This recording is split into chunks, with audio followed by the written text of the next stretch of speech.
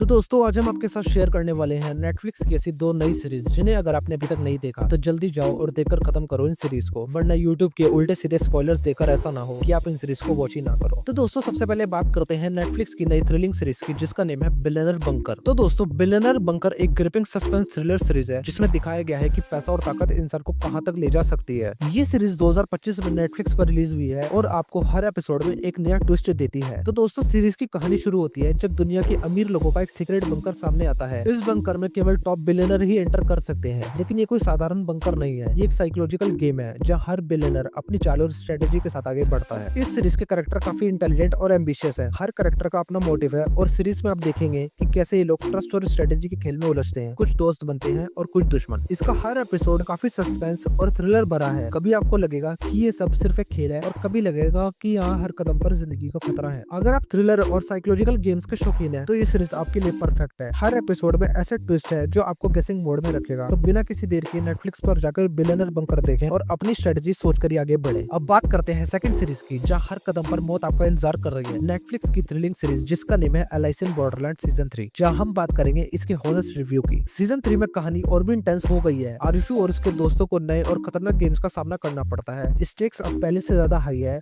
और हर गेम में जिंदगी और मौत के बीच का अंतर सिर्फ एक कदम का है। एपिसोड 1 इसका काफी शानदार रहा। एपिसोड 2 में जब पहला गेम स्टार्ट होता है तो भाइयों वो तो बड़ा ही खतरनाक गेम है, और उसके बाद सेकंड और थर्ड के और भी गेम्स जो एकदम मास्टरपीस लेवल के हैं, जो इस सीरीज में ट्विस्ट और सस्पेंस क्रिएट करते हैं। भाई सीरीज वैसे ही चलती है जैसे इसका सीजन 1 और सीजन 2 थे, लेकिन सीजन 3 का कॉन्सेप्ट कोई एंडिंग नहीं है जैसे कुछ यूट्यूबर्स अपनी अपनी अलग अलग राय दे रहे हैं इस सीरीज को लेकर। मेरे हिसाब से इस सीरीज का डायरेक्टर कुछ अलग ही कहानी हमको दिखाना चाह रहा है जो हम बिल्कुल नहीं समझ पा रहे हैं। इस सीरीज में कैरेक्टर का emotional depth, high stakes games और सस्पेंस है, और अमेजिंग प्रोडक्शन और विजुअल्स भी है। तो अगर आप साइकोलॉजिकल थ्रिलर और सर्वाइवल गेम्स के फैन हो तो ये सीरीज डेफिनेटली वर्थ वॉचिंग है। तो दोस्तों अगर आपने अभी तक एलाइस इन बॉर्डरलैंड सीजन 3 नहीं देखी है तो नेटफ्लिक्स खोलो और सीरीज शुरू करो बिना किसी टेंशन के, और मुझे कमेंट में बताओ कि ये दोनों सीरीज आपको पसंद आई या नहीं। और ऐसे ही बेस्ट मूवीज और बेस्ट सीरीज के लिए आपके अपने चैनल द एम्पायर सिनेमा को लाइक, शेयर एंड सब्सक्राइब करना मत भूलना।